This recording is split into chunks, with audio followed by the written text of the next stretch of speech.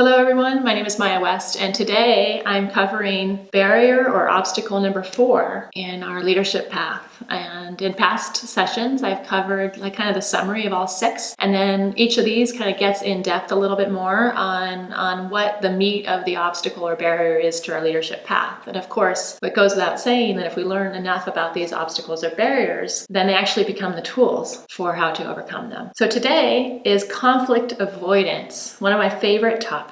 The reason why this obstacle or barrier is so profound is that conflict can be so intense for some folks that we just avoid it altogether, which means that we avoid the conversations we need to have, we avoid taking the steps that we need to take, we avoid advocating for others in the way we need to because we're so afraid of conflict. And we have good, solid reason for avoiding conflict, because conflict already, when you say the word, has a negative connotation. But I'm a lawyer, so I have had to learn very hard, very well. I've forced myself to learn about conflict because I don't like it myself. And I was the one who would, and my former employers would attest to this, I fully would quit a job leaving a voicemail for my boss. I did that more than once, I think. So that was how much I didn't want to have a conflict, because I was afraid that they're going to try to talk me into staying. I wasn't going to maintain my resolve, and I'm a nice person, so I'm always trying to please everyone. And so I would just instead do the worst thing, which is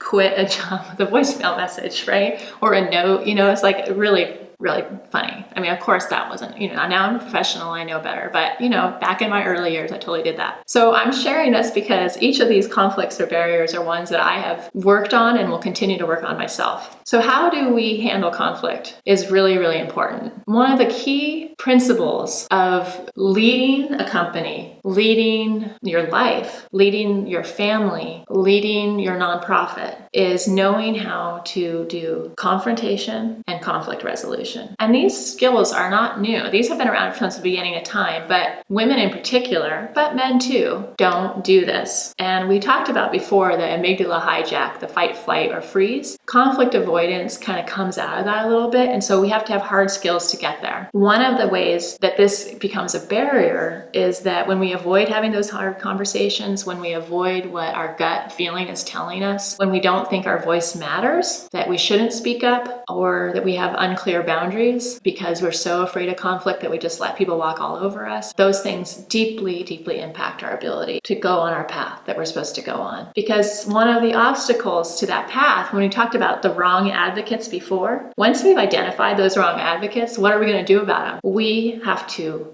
confront them, ask them to step up for us, and if they don't, then they need to get out of our way. And that is really hard. And we only do that if the future that we want for ourselves becomes so precious to us, and we want to create that in such a fierce way that we're willing to have those conversations, and that we're willing to say goodbye to people if we need to say goodbye to them, if they're not our advocates. And so confrontation is about doing that. So how do we do that? Here's the fast, quick, and dirty. Quick 3 steps. First thing, when there is an incident, it has to be a specific incident. Commit to doing it within 24 to 72 hours. Why that window? It's magical. Under 24 hours, you're probably still pissed or angry or scared or frustrated or sad about whatever just happened. So you get some time to get your mind right, to prepare what you're going to do. More than 72 hours, no one can remember what happened. You lose your resolve. You just pretend like it didn't happen anymore, or you just tell yourself it's not worth it. But 24 to 72 hours. Second thing you do is you write a script. The script is, I need to talk to you about X. I want to tell you my thoughts, and then I want to hear yours. And together, I hope we can work out a solution. That's the script. Magical, right? You can see 100 books on leadership, and they all tell you the same thing. It's that script. It's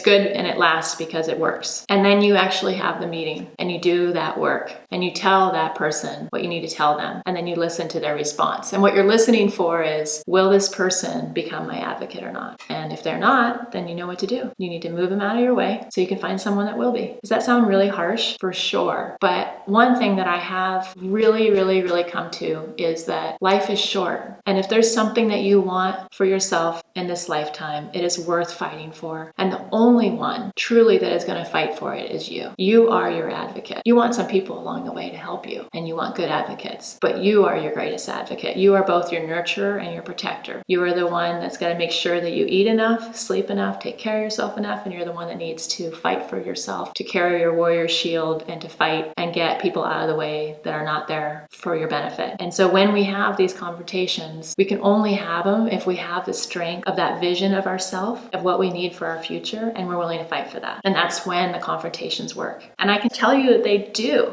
And it's so exciting. And when you do one, you're like, I'm going to do another one. And then you're going to like confront the male person, or, don't get carried away. Do it for the right people, the people that you have to do it with. But it's a really, really great skill, and I highly recommend it. You can also do this for people in your life. If you have two people you really care about that are in conflict, you can be the person that helps mediate that conversation in the same way. Friend A and friend B, I've gathered you here today because I care about you both, and I want you both in my life, but you have had this conflict that won't go away. Friend A, take some time to explain to friend B what's going on. Friend B, please do your best to listen and really understand where friend A is coming from.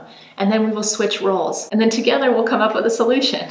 That's the same thing as a one-on-one confrontation. And we can do that. And not only can we, right now it's our mandate to do that. That we must find the courage to have the conversations that need to be had, because we each need to be contributing. We each need to have our voice heard. Each of our individual perspectives and contributions to our planet are really important right now. So that's the courage that I'm sending out to you today, is that your perspective matters enough to fight for, to have those conversations, to address those conflicts, to confront the people that need to be confronted. This is Maya West, and this is part of our series on barriers and obstacles to your leadership path. And today we covered number 4, conflict avoidance. Next week we will cover barrier number 5, or obstacle number 5, which is debt or financial constrictions. It's been a pleasure. Please check out my website for more information at moxielab.com.